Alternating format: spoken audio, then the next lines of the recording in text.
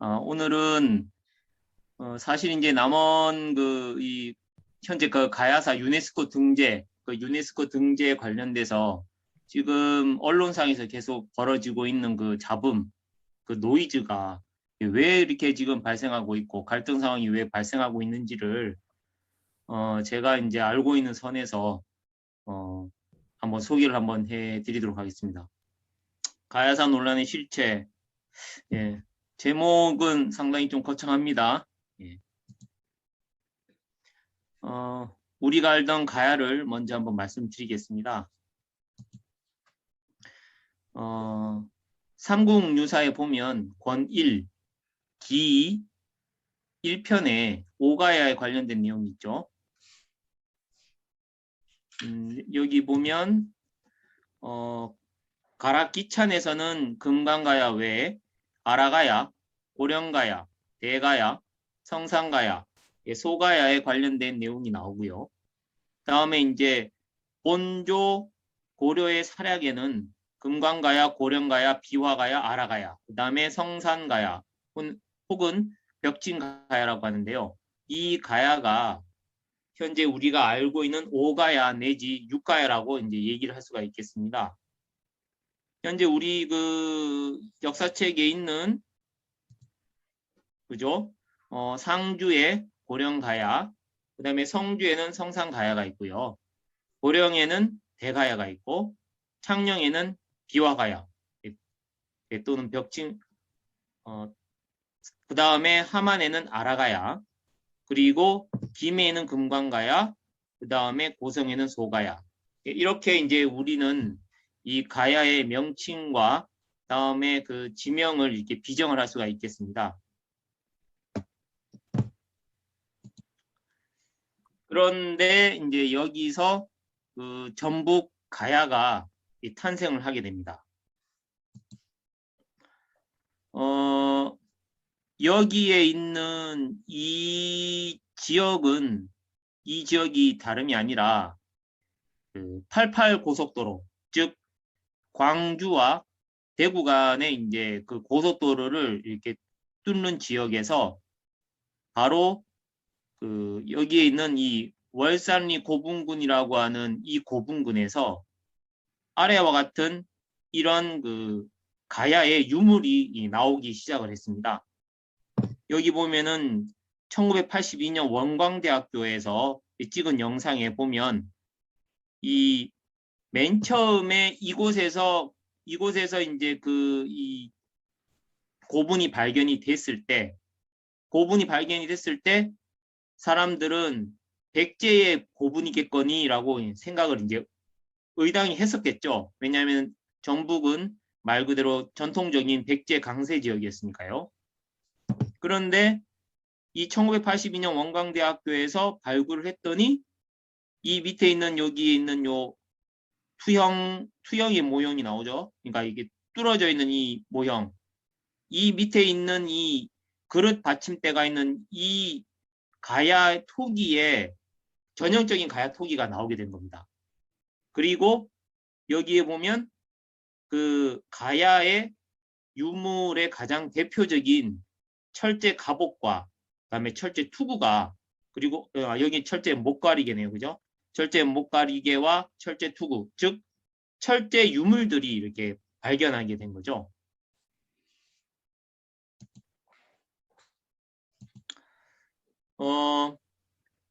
지금 현재 이제 벌어지고 있는 이 가야사 연구에 사실은 그 비하인드 스토리가 있는데요. 그것이 다름이 아니라 바로 김대중 대통령하고 좀 연관이 있습니다. 원래 이 가야사에 관련돼 있는 그 이렇게 집중적으로 파는 그것이 언제였냐면 김대중 대통령 시절에 이제 활발했는데 가야사 복원 정책위원회라는 두고 학술회의를 열거나 관련 서적을 발간을 했습니다.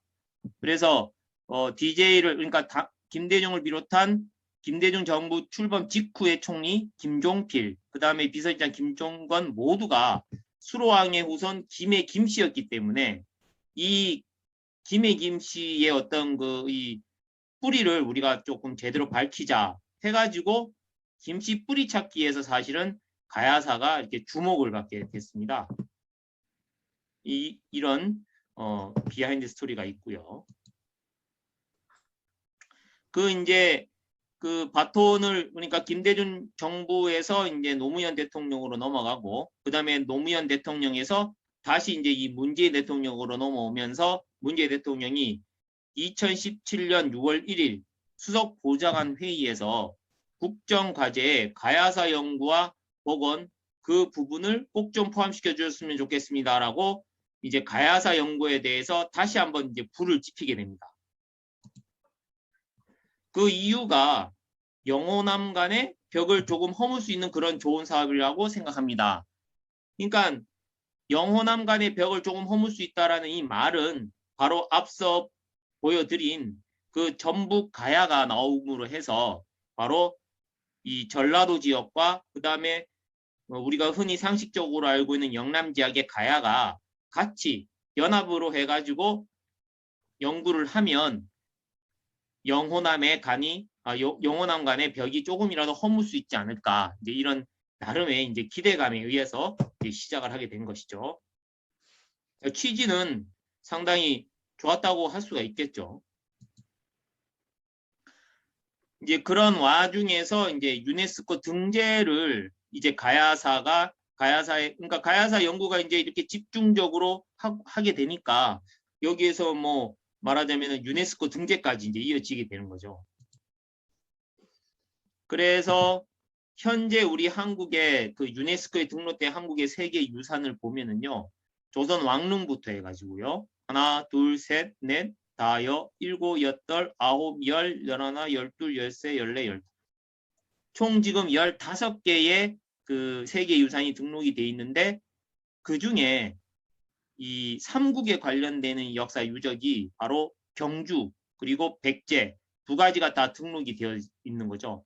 이 고구려는 뭐 잘 아시다시피 지금 현재 이제 이북 그러니까 북한 쪽에 더 많은 유적이 있고 만주 말 그대로 중국의 이제 영토에 속해 있기 때문에 어렵겠지만 이 그 백제와 신라 그리고 지금 이제 이 가야가 들어간다는 게 어떻게 보면은 그 우리나라의 이거 사학계에서는 상당히 놓칠 수 없는 그리고 되게 영광스러운 그러니까 우리나라의 어떻게 보면은 이 고대 국가가 모두 다 세계유산에 등재가 되는 아주 명예로움을 얻을 수가 있겠죠.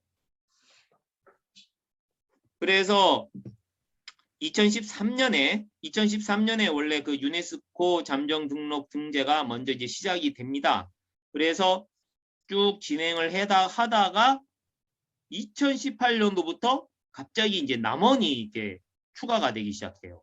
그러니까 총 원래는 이 6개 지역에서 이제 그러니까 6개 지역에서 출발을 했었는데 여기에 보면은 3개에서 7개 그러니까 1개가 더 붙어가지고 남원이 붙게 됩니다. 여기 보면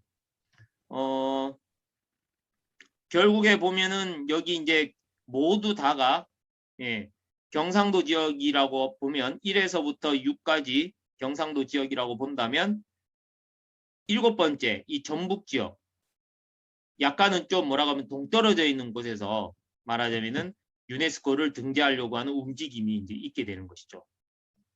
여기서부터 사실은 이제 어떻게 보면은 이제 문제의 발단이 된다고도 할 수가 있을 것 같아요.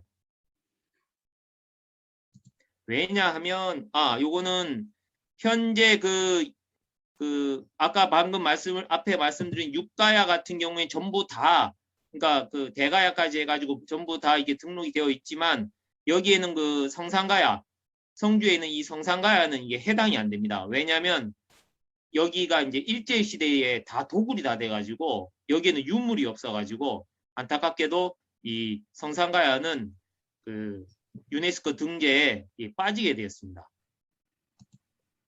자, 그런데 이제 아까도 말씀드렸다시피 그 다 이게 경상도 지역인데 6지역이 다 경상도 지역인데 이제 하필 이제 그 남원이 이제 들어오게 됐는데 여기에서 바로 이 김은국이라고 하는 이름이 이제 드러나게 되는 것이죠.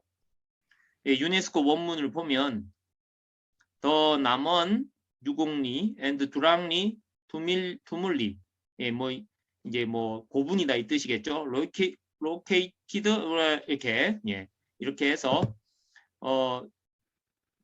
디문국이 뭐라고 되어 있냐면은 일본 그러니까 일본 서기 니혼 쇼키라고 되어 있죠. 그러니까 일본 역사책인 니혼 쇼키에서 바로 디문국이라고 이름을 찾을 수 있다라고 되어 있죠. whose name can be found in 해가지고 그러니까 결국에는 디문국이 일본 서기의 어떤 근거로 해서 나온 지명이다라고 할 수가 있는 겁니다.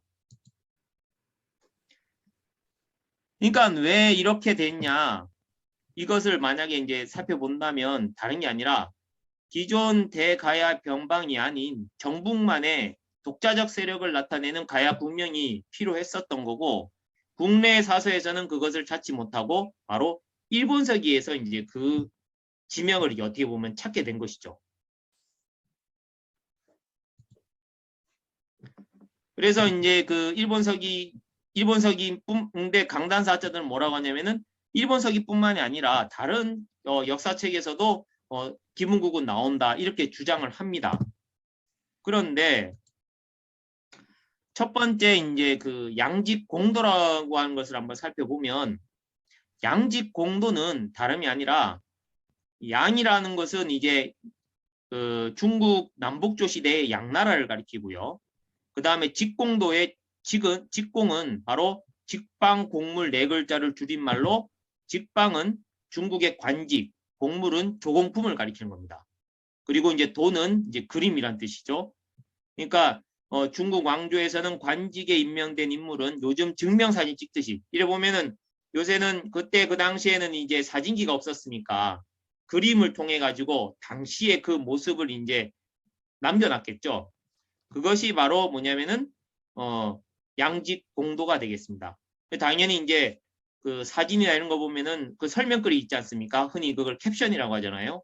그 캡션에 있는 말에 바로 이것이 이제 양직 공도인데요. 옆에 있는 이 사진을 설명하는 글이 쭉 나와 있죠. 그런데 여기에 보면은 원문에는 분명히 이제 상사문이라고 되어 있습니다. 그죠? 상사문. 그런데 이 한국사 데이터베이스에서는 그거를 상기문이라고 이렇게 바꿔놨어요. 그러니까 말하자면은 강단사학자들이 저기 양직공도에도 있다라고 이야기하면은 여기에는 이 상사문을 얘기하는 것이 아니라 바로 이 한국 데이터베이스에 있는 이 상기문을 얘기를 한 게 아니겠느냐. 그런데 원래는 상기문이 아니고 바로 상사문이라는 것을 우리가 원문을 통해서 발견을 해냈죠. 여기에도 보면 상기문이라고 돼 있죠. 그러니까 엄연히 이것은 뭐 우리가 그 이 뱀사자하고 이 몸기자 이거 배울 때 하나 더 우리가 더 헷갈리는 거 하나 더 배우죠. 그죠? 이미 이자가 있지 않습니까? 이렇게 해가지고 좀 더 좀 더 위로 이렇게 삐침이 올라오면 이미 이자잖아요. 그래가지고 그 조금은 예의주시하면서 우리가 사실은 배웠던 것이기도 한데요.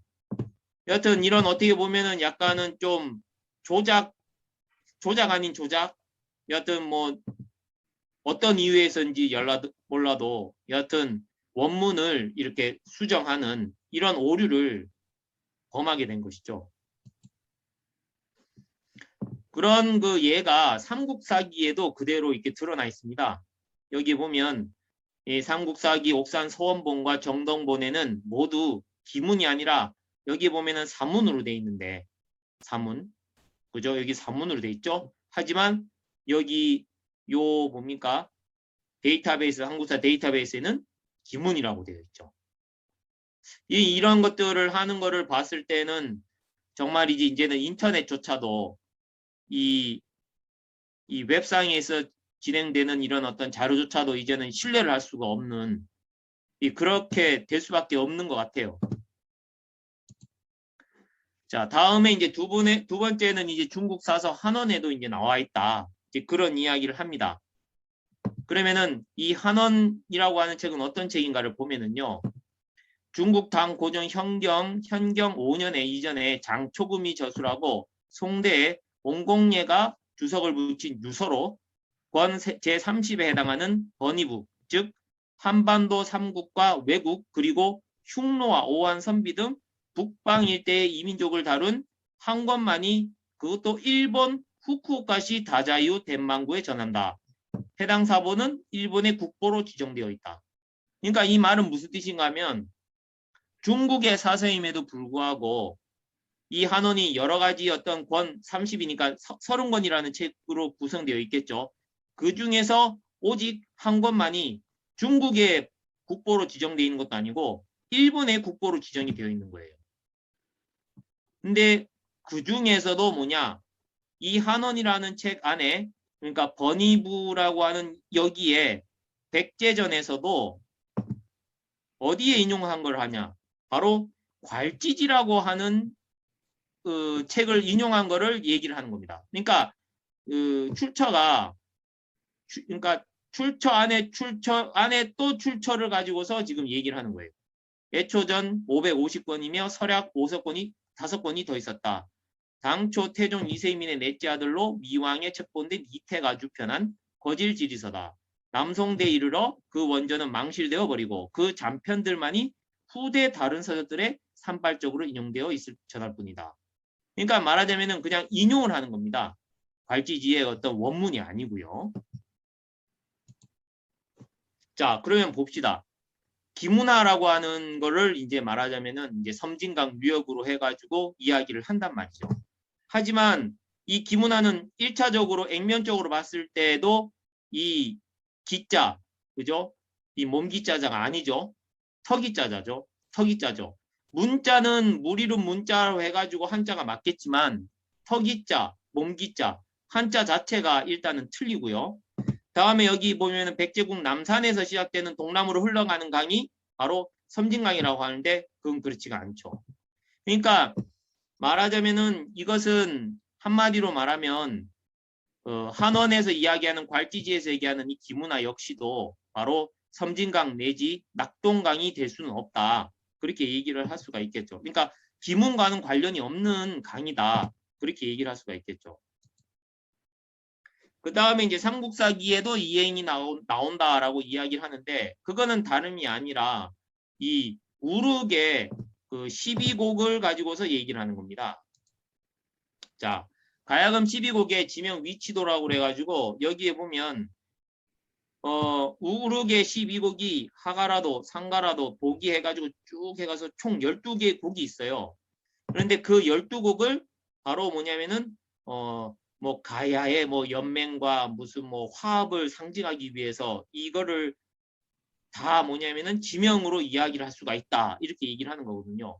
그러니까 가야금을 튕기면서 결국에는 그 이 지명을 통해 가지고 화합과 조화를 얘기한다. 뭐 그렇게 얘기를 하는 건데 이거야말로 이제 넌센스죠.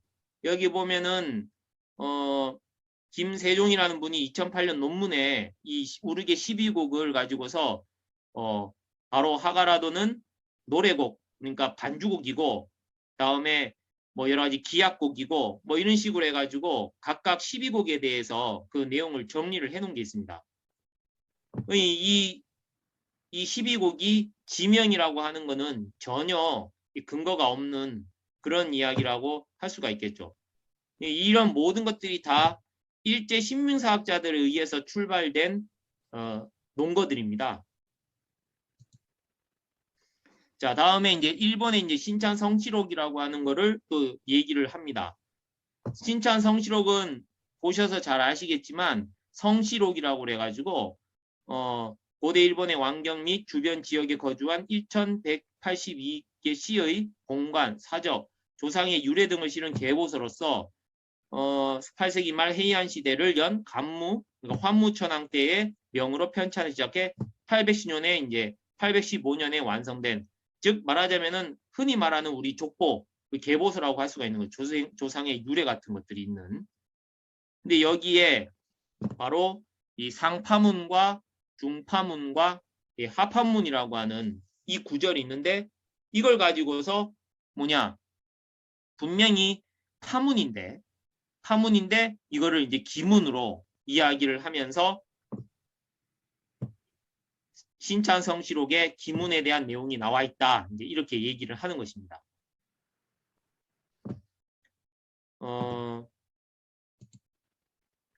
그러면 왜 그 기문이 왜 남원이 되면은 문제가 되는가에 대해서 일본서기에 있는 내용을 가지고서 한번 살펴보겠습니다.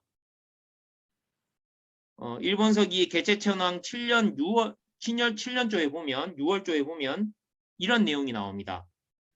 백제가 별도로 아래와 이르기를 반파국이 신의 나라를 약탈하여 기문의 땅을 빼앗았습니다. 외왕에게 엎드려 원하옵건대 천운으로 판단하시어 본래 복석하여 되돌려 주십시오. 그러니까 말하자면 이 기문이 이 남원이 돼버리면은 여기에 있었던 것처럼 백제가 말하자면은 외왕에게 구걸해가지고 비는 땅이 남원이 되는 것이죠. 그러면은 이 말은 결국에 남원이 외왕의 영향력이 있었다. 외왕의 지배권이 있었다라고 우리가 생각을 할 수가 있는 것이죠. 그러니까 이 말 뜻은 말하자면은 임나일본부, 즉 일본의 영향력이 그 4세기부터 6세기 동안 그죠? 여기 보면 513년이니까 6세기죠. 4세기에서 6세기 동안 우리나라 한반도의 남부의 영향력을 행사했다라고 하는 그 얘기를 뒷받침하게 되는 내용이 되는 것입니다. 자, 조선사 편수의 3인방 중에 바로 우리가 잘 알고 있는 이만희씨 루가 있습니다. 바로 이 이만희씨 루에 의해 가지고 사실은 남원이 결국에는 기문으로 원래는 이렇게 바뀌게 되는 것입니다.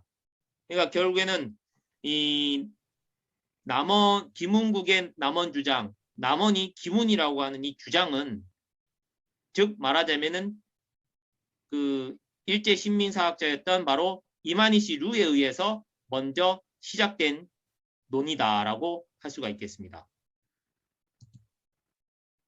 이 사람이 누구냐면은 바로 곽장근 교수입니다.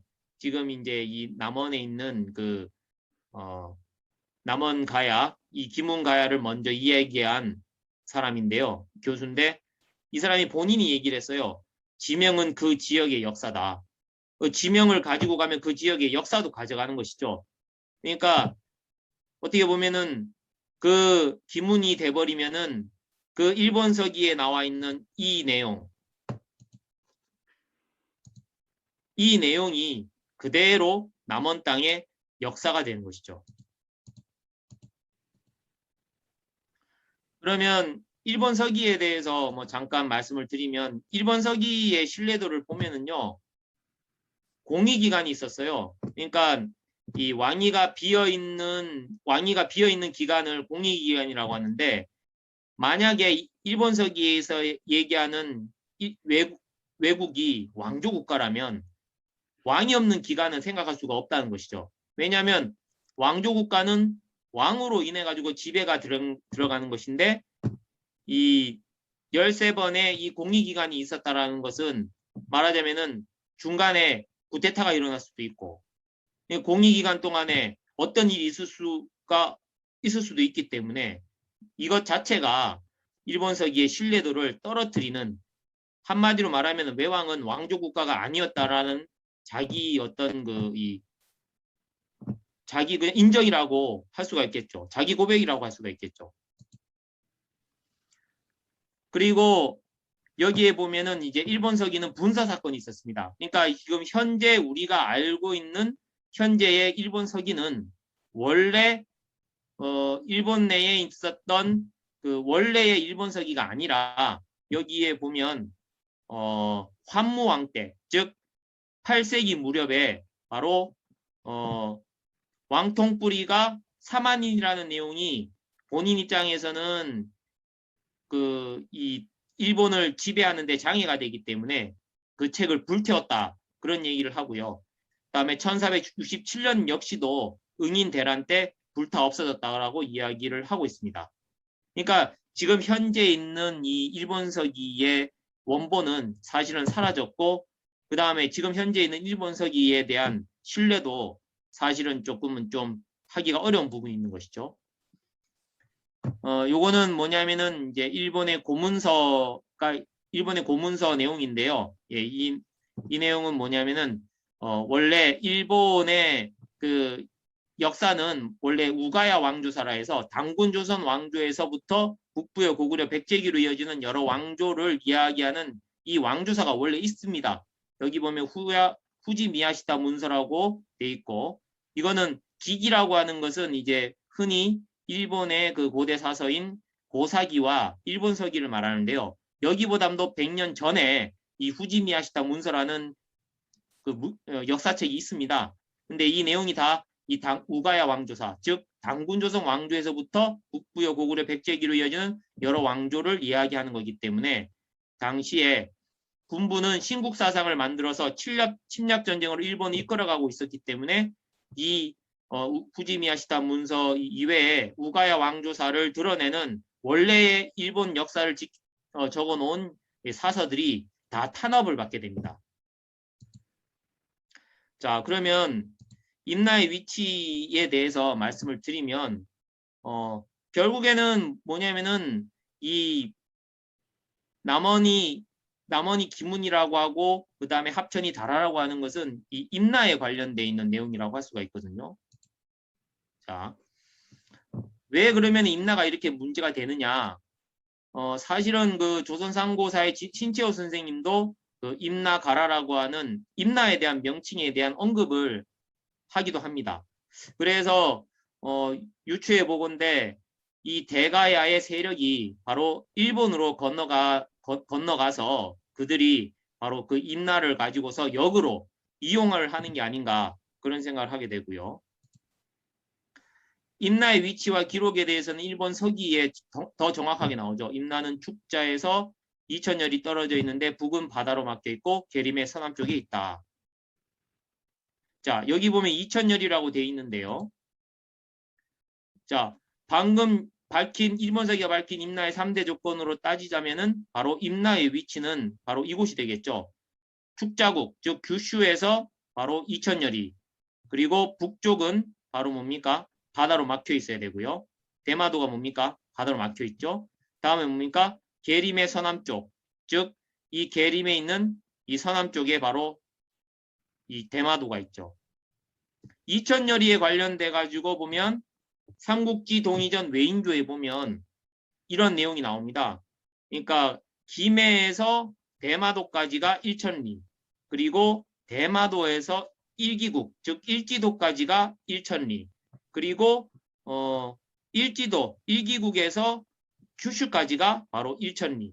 그래서 큐슈로부터 1000리는 바로 이 대마도가 되는 것이죠. 자, 그러면은 다라국의 정체에 대해서도 한번 알아볼게요. 자, 다라국 역시도 양직 공도에 있는 내용을 가지고서 이야기를 합니다. 근데 그 내용은 다름이 아니라 이제 22담로에 대한 얘기를 하면서 거기에 이제 다라가 있다라고 얘기를 하거든요. 근데 이 다라가 바로 이 반파, 탁, 다라, 전라, 사라, 지미, 마련, 상사문, 화침락. 그러니까 말하자면은 백제의 그 부용국이면 말 그대로 백제 근처에 있어야 되지 않겠습니까? 그런데 그 백제가 있는 그 나라 바로 그 옆에 있는 이곳이 바로 다라가 바로 부용국이라고 하는 것은 말하자면은 한반도 땅에 있다라고 하는 것은 약간 좀 억지가 있는 것이죠. 자, 아까 보았던 양직공도 모습이고요. 자, 다음에 그러면은 왜 다라가 또 합천이면 문제가 되는지에 대해서 앞에 있었던 그 남원의 김은국과 처럼 이렇게 설명을 드려보겠습니다. 신공하고 49년 봄 3월에 쭉 넘어와서요. 정병을 이끌고 400개로와 함께 가도로 명하였다. 함께 탁순국에 모여 신라를 격파하고 신공화구의 상만 정벌의 시작은 바로 신라를 격파하는 것에서부터 시작을 합니다. 그런데 신라를 격파를 하고 난 다음에 비자발, 남가라, 녹국, 알라, 다라, 탁순, 가라의 칠국을 평정하였다라고 하는 내용이 나옵니다. 그러니까 이 말뜻은 뭔가 하면은 신라는 다름이 아니라 이제 그 한반도 땅에 있는 그 신라를 얘기를 하는 거라고 한다면 바로 다라도 뭡니까? 이 국내 한반도 땅이 되는 것이죠. 그러면은 뭡니까? 신공왕후가 바로 신라를 격파를 했다라는 바로 신공왕후 쪽의 임나 일본부설의 정한론을 결국에는 우리가 인정하게 되는 꼴이 되는 것이죠.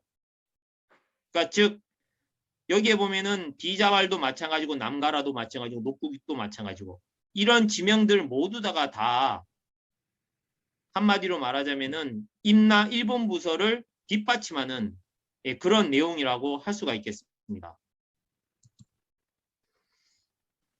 더 이제 나아가서 훈명천황 23년 또 6세기 바로 그 임나가 멸망할 시기에 가야가 멸망할 시기에 이제 있었던 내용인데요. 여기 보면 임나에 대하여서 뭐라고 나오냐면 가라국, 안라국, 그러니까 한마디로 통틀어 얘기하면 임나고 개별적으로 말하면 가라국, 안라국, 사이기국, 다라국, 졸마국, 고차국, 자타국, 산바다국, 골성국, 임예국 이렇게 해서 모두 열나라라고 해가지고 결국에는 뭐냐면은 만약에 이 다라국이 합천이 돼버리면 여기 있는 이 나머지 9개 나라도 다 국내로 들어오게 되는 것이죠. 그렇게 돼버리면은 결국에는 임나라고 하는 이 나라가 결국에는 국내에 있었던 나라가 되는 것이죠.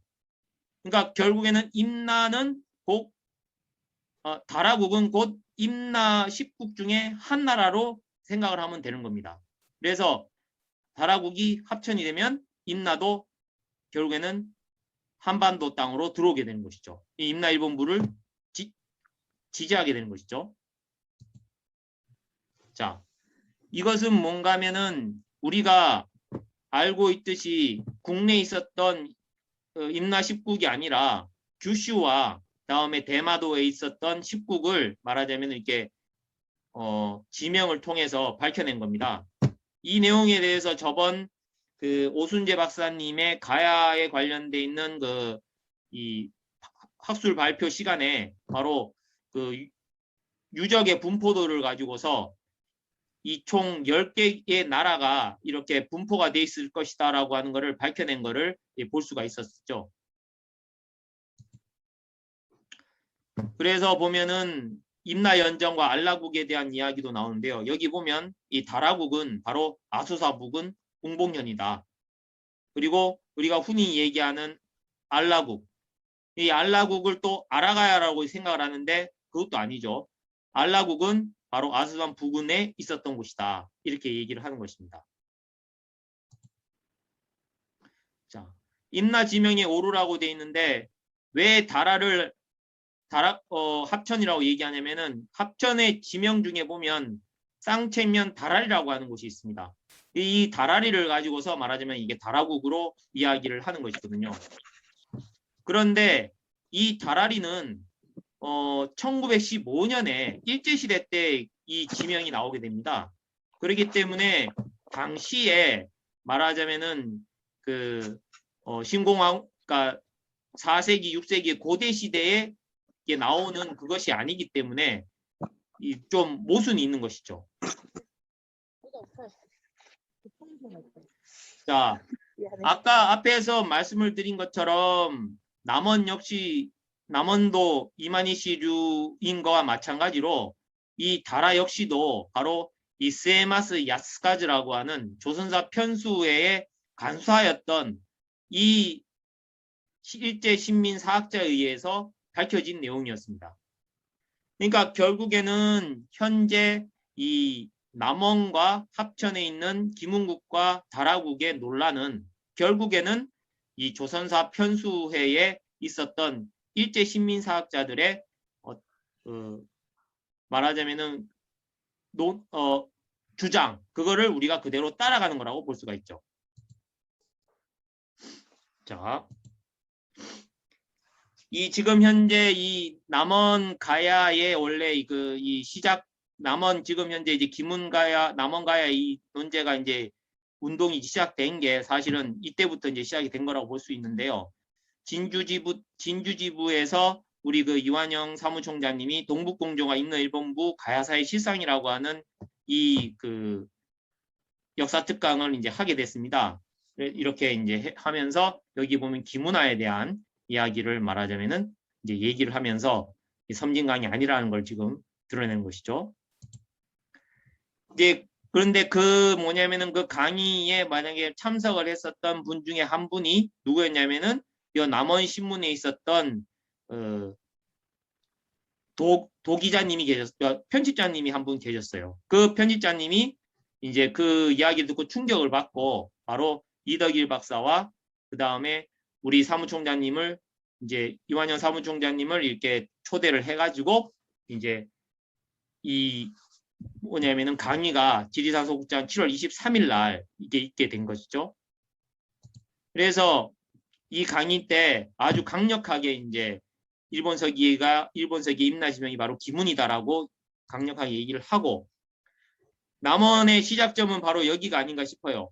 이분이 이제 양경림이라는 남원시 이번에 이제 대한사랑 우리 그 특별상 받으신 분이죠. 역사광복 그 특별상 받으신 분인데 이분이 이제 이 남원시청 앞에서 이렇게 성명서를 이렇게 발표를 하게 됩니다. 성명서를 발표를 해가지고 여기 보면은 남원이 일본 식민지 규문기라고 해서 한 곳도 없다. 조작하지 말고 하루빨리 기문국을 삭제하여 유네스코에 등재하라. 이렇게 이제 강력하게 이제 성명서를 발표하면서 남원 지역의 역사광복 운동이 이제 시작을 하게 됩니다. 이렇게 매주 목요일 날 이렇게 나와가지고 매주 목요일 오후 4시죠. 오후 4시에 나와가지고 계속해서 이렇게 막 남원시청을 이렇게 압박을 하게 됐습니다. 그래서 쭉 이제 그 남원 지역 쪽에 이제 학술 토론회가 진행이 됐었고, 요거는 이제 가장 최근에 있었던 여기에 이제 곽장근 교수, 그 다음에 여기는 이도학, 그 다음에 여기가 여튼 예, 여기 이제 그 좌장격으로 있는 분이 있고, 다음에 여기가 이덕일 박사님, 그리고 여기 이제 우리 박찬하 연구위원님이 이렇게 계십니다. 이제 여기에서 이제 계속해서 이제 강조를 했던 건 뭐냐면 이덕일 박사님이 이 곽장근 교수에게 요청을 합니다. 뭐라고 얘기하냐면은 남원이 기문이라고 하는 증거를 대라 라고 얘기하니까 곽장근 교수는 뭐라고 얘기하느냐 고고학적으로 보면 그쪽 지역이 철제 유물들이 있고 어떤 이 가야의 흔적이 있다. 그렇게 얘기를 하거든요. 그러니까 이덕일 박사는 남원이 기문이란 걸 증거를 대라 라고 얘기하는데 여기에 있는 곽장근 교수는 거기에 가야의 흔적이 있다. 이렇게 얘기를 하니까 뭔가 이게 말이 안 맞는 부분이 조금 있었죠. 그러니까 이때에 이제 이 토론까지 보고 이 남원시청에 있는 이 남원시장이 바로 여기에 있는 우리 이분이 바로 이 곽중은 상임 대표님이세요. 여기. 그래서 이분이 이제 말하자면 이분이 이제 약속을 이제 받아냅니다. 뭘 받아내냐면은 김은국을 삭제를 하라고 하는 문건을 문화대청에 이제 요청을 하겠다. 그러니까 결국에는 이제 공이 이제 남원시청이 아니라 이제 문화대청으로 이제 넘어가게 되는 것이죠. 그리고 이제 최근에 이제 가야사 바로잡기 경남연대가 이렇게 이제 출발을 하게 됩니다. 이제 모든 어떤 여기 보면은 뭐 재야사학자들부터 해가지고 막 학계, 종교계 다 들어와가지고 이제는 가야사 바로잡기 이제 시민사관의 어떻게 보면은 이제 정면 승부를 하는 그런 연대가 이제 이렇게 발족이 되는 것이죠.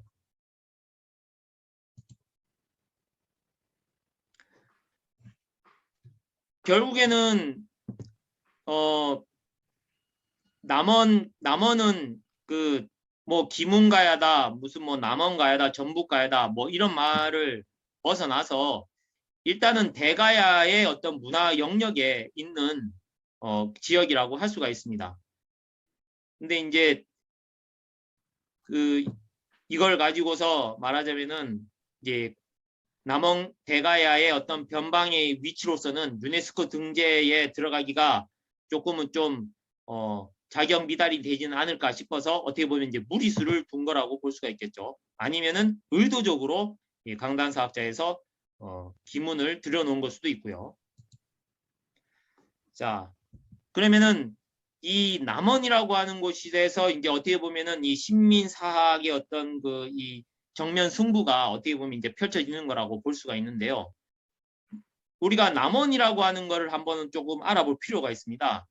이 남원은 다름이 아니라 광안루원이라고 이제 잘 아실 거예요. 이 광안루의 이 한자가 은하수 한자고 여기에 있는 이 오작교가 바로 은하수 이 다리가 바로 오작교를 의미하는 거지 않습니까?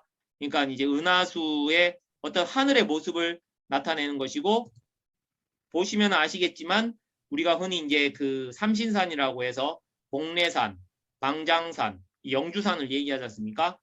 그래서 원래 이 그 어떻게 보면은 이제 세계 유일의 어떤 장소라고 할 수가 있겠습니다. 이 어떤 하늘의 모습이 그대로 이 삼신 문화가 그대로 이렇게 투영이 되어 있는 곳이 바로 광안루원이고 그 광안루원이 있는 곳이 바로 남원이 되겠습니다. 그리고 이 남원에는 교령산성이라고 그래서 원래 이제 그 이 남원의 옛날 이름을 고룡이라고 했다는데 여기에 보면은 교령산성인데 이 교령이라는 말이 바로 뭐냐면은 교령특수라고 그래가지고 말하자면은 이 물을 얻으면 바로 교령이 하늘로 올라가서 용이 된다. 이제 그런 이야기라 이 비늘이 있는 용을 교령이라고 하거든요. 근데 이제 교령산성인데 이제 동학의 바로 이 김계남 장군님의 그 어떤 그 이 주거지 그러니까 그 거주지가 바로 이 교령산성이 되죠. 그리고 최수원 선생님이 바로 그 이 잠시 이렇게 은거했었던 은저감이 있던 곳이 바로 또 남원이 되겠습니다. 이 김계남 장군님을 보면 본명이 원래 이제 김영주였는데 이 계남이라는 뜻이 뭐냐면 열계자의 남쪽 남자예요. 그래서 이 그때 그 당시에 이제 어떻게 보면 비결서에 있었던 그 남조선 사상, 즉 동학을 그 남조선 사상에 이제 빗대어 가지고 본인이 이제 어떻게 보면은 동학이라고 하는 동학혁명을 통해서 남조선 사상을 열겠다라고 하는 그런 강한 의지를 사실은 김계남 장군님은 그 이름 속에서도 그대로 이렇게 표출을 했다고 볼 수가 있고 그래서 남원 즉 그죠 남정 남자에다가 근원 원자죠. 어떻게 보면은 그 남조선의 어떤 그런 그 기운이 시작되는 어떤 근원처의 어떤 그런 것들로도 해석을 할 수 있지 않을까 싶습니다. 그리고 이 남원은 다름이 아니라 여기에 보는 이 양경님이라는 이분이 원래 이 만인사상 선양회 만인선양회의 그 원래 그 이 봉사단체장이셨는데요. 이분들이 매년 이 교토시에 있는 코무돔을 가가지고 참배를 해왔습니다. 아시다시피 이 정유재란 시기에 우리가 흔히 이제 속말로 뭡니까 그 코베어 간다 이런 얘기 있잖아요. 뭐 이렇게 잠자고 있는데 코베어 간다. 이런 그 코베어 간다라고 하는 거기에 이제 그 기인하는 바로 이 일본인들이 자신의 성과를 드러내기 위해서 무더니도 베어갔던 원래는 코였는데 그거를 귀무덤이라고 어떻게 보면 여기 이제 귀 비자를 귀 이자를 썼단 말이에요. 근데 원래는 코를 베어갔었죠. 그만큼 잔인하게 그렇게 죽어간 이 사람들이 바로 남원에 있는 국민이었기 때문에 여기에 있는 이 분들이 이렇게 매년 이렇게 나와가지고 그 일본의 어떤 그런 그 이 원한 이 회원을 그러니까 이 신원을 이렇게 풀어주는 이런 이 위령제를 매년 해오고 있던 분들이었어요. 그러니까 어떻게 보면은 이 남원시의 입장으로서는 일제의 어떤 그런 이런 모습들이 일제의 어떤 그런 영향이나 일제의 어떤 피해를 받는 그런 것들이 절대 이제 허용이 안 되는 그런 것들이 될 수밖에 없었죠. 막 코 베어가는 장면입니다. 아주 잔혹하죠. 최근에 이 하토야마 그죠? 전 총리죠. 하토야마 총리가 바로 귀무덤을 찾아가 여기 보면 귀두머리라고 돼 있죠. 코무덤이죠 원래. 과거 잘못을 사죄해야 된다 이런 이야기를 하면서 이제 어떤 지금 냉각된 그런 한일 관계를 풀어보려고 하는 이런 모습들을 볼 수가 있습니다. 자 이제 마무리를 하겠는데요. 결국에는 이 남원과 합천 다라가 결국에는 이렇게 이 유네스코에 등재가 된다라는 것은 바로 한 나라가 다른 나라에 유린당한 울분의 역사가 세계 평화를 지향하는 유네스코에 등재되어 세계사에 영원히 남는 일이라고 할 수가 있습니다. 그러니까 세계 평화를 지향을 해야 하는 이 유네스코가 말하자면은 그 유린된 역사, 그리고 조작된 역사, 그리고 그 한의 역사가 고스란히 영원히 남는 그런 일을 하게 되는 그런 어리석음을 이제 말하자면은 하게 되는 그렇게 되는 것이죠. 이런 것들을 알면서도 지금 어떻게 보면은 강단 사학자들이 전혀 이제 정신을 못 차리고 있다. 이제 그렇게 이야기를 할 수가 있겠습니다. 예, 오늘 이렇게 뭐냐면은 예, 남원과 지금 이제 합천에서 이제는 이제 남원은 어느 정도 이제 됐고 이제 합천이 지금 이제 이 불길이 이제 번져갔습니다. 그래서 이제 합천에서도 지금 그 움직임이 있는데요. 이번 11월 27일 날 바로 이 합천에서 이 관련돼 가지고 다라국이 관련돼 가지고 학술 토론회가 또 예정이 되어 있습니다. 그래서 여기 계신 분들이 끝까지 역사 광복 어떻게 보면 이제 역사 광복이라는 것이 우리 어떤 우리 민족의 혼, 그다음에 우리 민족의 원형을 되찾는 것 그것도 맞고 그다음에 지금 현재 우리가 또 이렇게 뺏겨가고 있는 이 현재 이 상황에서도 우리가 예의주시를 하면서 그들의 어떤 획책을 막는 것이 필요하지 않을까 그런 생각을 합니다. 예, 오늘 강의는 오늘 소개는 여기서 마치도록 하겠습니다. 감사합니다. 수고 많으셨습니다. 아, 예. 예. 감사합니다. 아유, 너무 이렇게 좀 얘기가 중구난방으로 막 왔다 갔다 해가지고 제가 정말 좀 하면서도 좀 당혹스러웠습니다. 우리 윤덕현 우리 교육위원님은 다른 강사님들하고 조금 차이 나는 게 조금 네. 이제 아저씨 같이 좀 구수한 편이 있어요. 그래서 이게 어쩌면 너 귀에 쏙쏙 들어오는 거고 다른 분은 좀 모르겠는데 다른 분은 예.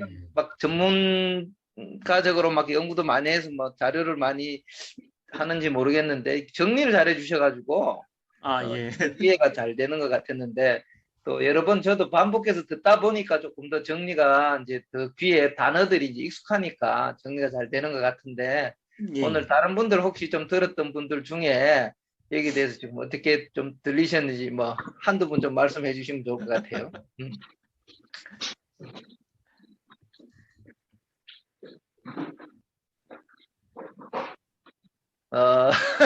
우리 최정원 박사님 한 말씀 하시겠습니까? 아유, 영광입니다. 아닙니다. 저보다 더 귀하신 분들 말씀 듣겠습니다.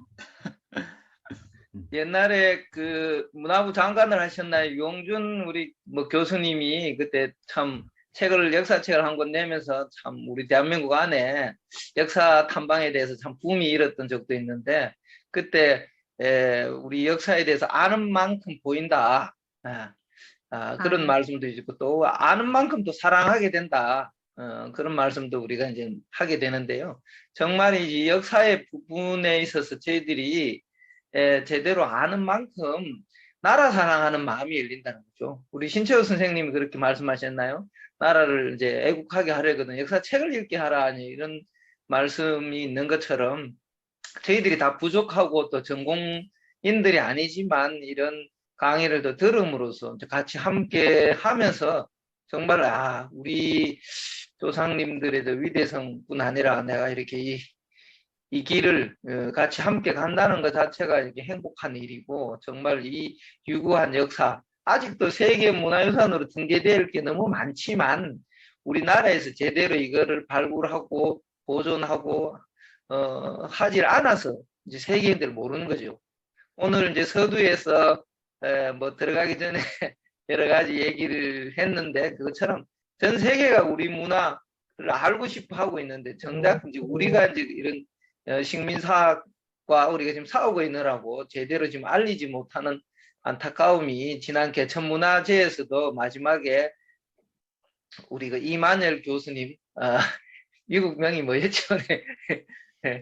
임마누엘 페트라이신가? 예. 임마누엘 교수님이 그런 표현을 쓰시대요.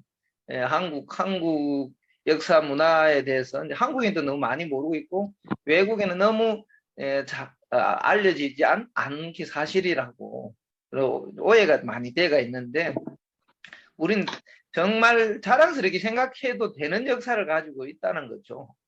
부끄러운 역사라도 역사라는 알아야 되는 거고 뭐 독일이 그 부끄러운 역사를 잊지 않게 하기 위해서 그 독일 총리가 유대인 학살 장소에 가서 직접 무릎 꿇고 참배하고 그게 이제 고등학생들을 수학여행을 그쪽으로 가게 하는 것처럼 부끄러운 역사도 알아야 되는 건데 우리는 물론 부끄러운 역사도 있지만 부끄러운 그 역사보다 위대한 역사들이 환단곡에 또 가득 차가 있고 그게 또 진실이고 또 그거에는 우리가 그냥 단순히 그냥 옛날에 잘났다라는 게 아니라 거기서 배울 수 있는 지혜, 교훈 이런 것들이 지금 너무너무 이제 많다는 게 참 저희들이 역사를 더욱더 가치 있게 만들고 우리 배워야 되고 우리가 부족하지만 이런 모임을 통해서 자꾸 반복해서 알아봐야 되지 않냐 이런 생각을 해봅니다. 뭐 저희들이 강사분들 훌륭한 강사분들도 초대하지만 저희들도 한 번씩 이렇게 돌아가면서 이제 한마디씩 하는 게 이제 그런 의미가 있다고 생각되어집니다. 우리 다른 분 뭐 하실 분 안 계세요? 우리 한정순 우리 집장님 청문회 네. 지금 이 가야 문제로 많이 지금 이슈가 되어 있지만 아직은 역사에 관심 있는 분들 외에는 이런 게 또 있는지도 모르는 분들도 아마 많을 겁니다. 그래서 이번에 남원이나 이 합천의 이 문제를 가지고 그래도 많은 국민들이 이 우리나라에 깔려있는 이 친일 사학들, 신민 사학의 실체에 대해서 아는 계기가 되지 않을까라는 생각이 들어요. 실은 관심이 없어서 그동안의 역사가 왜곡이 됐고 그게 이제 과거형으로만 알고 있는데 현재 진행형이라는 거를 버젓이 지금 이렇게 살아있다는 거를 아는 계기가 되지 않을까 오히려. 그래서 이제 한편으로는 이제 절망적이기도 하는데 희망적인 이제 면을 이제 저도 보고 있는데요. 그 대한사랑 대한사랑 그 개간지에 4호에 이 문제가 실렸잖아요. 그래서 네. 한번 읽었었는데 그때도 이제 충격이었는데 이제 오늘 이제 윤덕현 교육위원님께서 이제 문헌을 가지고 이렇게 직접 보여주시니까 더 확연하게 이제 그려지는 것 같아요. 그때 대한사랑 그 4호에 실렸던 내용에는 그 박물관 있잖아요. 그 가야사 특별 전시, 국립중앙박물관에 가야사의 역사에 대해서 그 일본 서기의 기록, 그 있는 내용을 그대로 우리나라 학계에서 받아들여가지고 그 김수로왕도 인정을 하지 않고 그 연대를 전혀 기록하지 않는 그런 내용이 이제 실렸잖아요. 이제 저도 이제 그때 박물관에 가서 보지를 못했는데 그 내용을 보고 이제 충격이었는데 이게 어찌됐든 많은 국민들이 이제 깨어나서 이걸 힘을 합해서 이제 민원도 하고 이제 청원도 하고 그렇게 해야 되겠다는 생각이 많이 들고 좀 내용이 조금 어렵잖아요. 근데 이제 뒤에 한마디로 이제 얘기가 나오면 합천은 달하고 남원은 김원국으로 이제 등재가 되는 순간 우리가 우리 스스로 임나일본부를 인정하는 꼴이 된다. 근데 이게 아직도 이게 21세기에 일어날 수 있는 일인가 이런 생각도 들거든요. 시민사학자들이 정말 낯이 두껍다. 그런 생각이 들었습니다. 아무튼 오늘 너무 감사합니다. 제가 최정원입니다. 제가 짧게 한 말씀 드릴게요. 네, 네네. 말씀하십시오. 네네, 제가 짧게 한 말씀 드릴게요. 아까 이만열 그 박사님 말씀하셨잖아요. 네. 이만열 박사님, 이마누엘 페스트레이시 그 네. 박사님하고 제가 한 2달 전인가 식사를 같이 했어요. 그러세요? 예, 예. 그러면서 그 박사님 무슨 얘기를 하시냐면, 한국의 한의학이라는 위대한 자산이 있는데도 불구하고 이거를 세계에 알리지 못하는 우리나라 정부가 너무 안타깝다는 거예요. 그래서 저더러 그 박사님이 자기가 이제 한의학에 대해서 영문으로 번역을 해서 한의학을 좀 세계에 알리고 싶은 일을 하고 싶은데 저더러 그걸 도와줄 수 있겠느냐고 말씀하시더라고요. 그래서 저야 너무너무 제가 오히려 감사하죠. 도와드리는 게 아니라 우리가 할 일인데 그렇게 반대로 외국 분이 그거를 한다는데 너무 부끄럽기도 하고 너무 감사하고 그래서 당연히 하겠다고 그래서 코로나가 아니었으면은 그 작업이 책 쓰는 작업이 지금 이제 들어갔을 텐데 뭐 이 난리를 치는 바람에 조금 좀 늦어지고 있어요. 그래서 내년에 어떻게 되는지 그 한의학을 영어로 번역해서 영어권에 알리는 작업을 이만열 교수님이 하는데 제가 같이 동참하게 될 것 같아요. 네, 한의학도 결국은 양의학보다 당연히 우리나라는 한의학이 월등히 앞섰는데 일제식민지 시대에 일제가 우리나라 그 민족어를 말살시키기 위해서 한의학도 그 일부러 죽여버린 거거든요. 그래서 우리나라 최초의 한의대인 동아의학이라는 그 한의대를 일제 때 폐교를 시켜버렸어요. 고종 때 그게 최초로 세운 학교였는데 한의대였는데 일제 때 폐교를 시켜버렸어요. 그러면서 양의를 우리나라에 더 이제 부흥시키면서 아예 한의사 제도를 없애버렸죠. 식민지 때. 그래서 거의 한 40년간 한의사 제도가 없었어요. 그러다가 해방이 되면서 다시 한의사 제도가 이제 부활되니까 한의학이 양의학에 이제 그렇게 뒤지게 된 거거든요. 그 사이에 이제 양의학이 주도권을 잡아버렸죠. 양의학이. 예, 그런데 그 임마누엘 그 박사님이 한국 사람보다도 한의학에 대해서 더 많은 지식을 가지고 있는 거예요.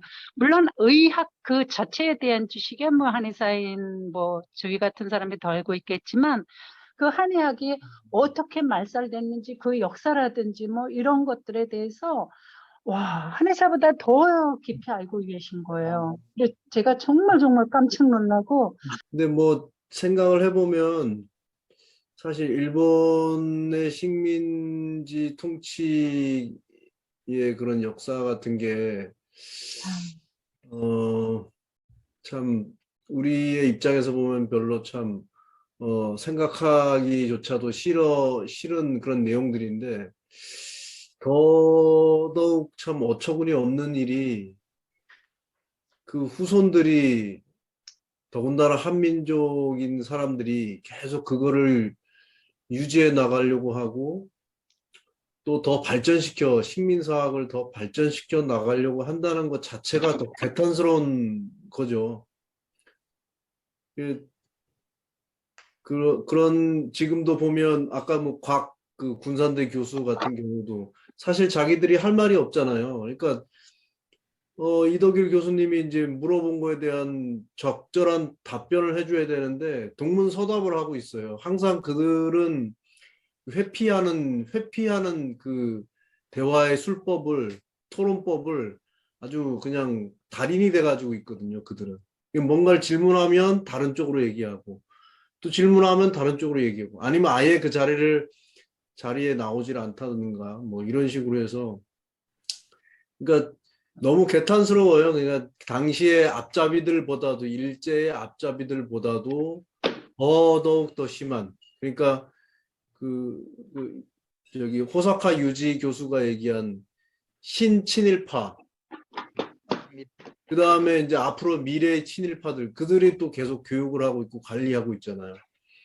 그러니까 과거의 친일파보다 현재의 그런 친일파들이 더더욱 더 기승을 부리고 있고 또 그 애국이란 또는 뭐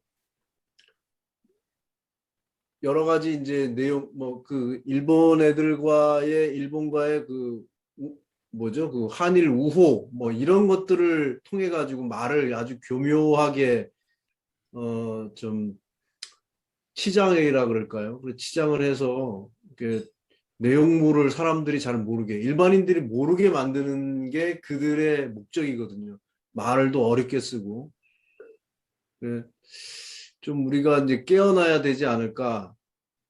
지금 남원 시민들도 이제 깨어나니까 남원 시장도 어쩔 수 없이 뭐 삭제를 해야 된다고 문화재청에다가 이제 올린 것 같은데 그것처럼 일반 국민들이 깨어나지 않으면은 이 역사에 왜곡하는 그 사람들 참 앞으로 이제 얼굴을 들고 다닐 수 없을 정도로 우리가 그렇게 만들어야 되지 않나 그런 생각이 듭니다. 항상 우리나라는 위기 속에서 민중 의병들이 일어났던 것처럼 방금 해주신 이 말씀이 가장 중요한 것 같아요. 저희들이 뭐 대단한 사람들은 아니지만 한 사람 한 사람이 우리 스스로 깨어나고 또 주변에 한 사람들이 깨어나면 정말 촛불이 모이면 혁명을 뭐 만들어내는 것처럼 이 역사혁명이라는 게 다른 게 아니라 우리 민중 속에 우리 국민들이 함께 하면 반드시 이루어진다고 생각하고 하여튼 뭐 오늘도 이 소중한 시간 내주셔서 감사드리겠습니다. 네, 고생하셨습니다. 수고하셨습니다. 감사합니다.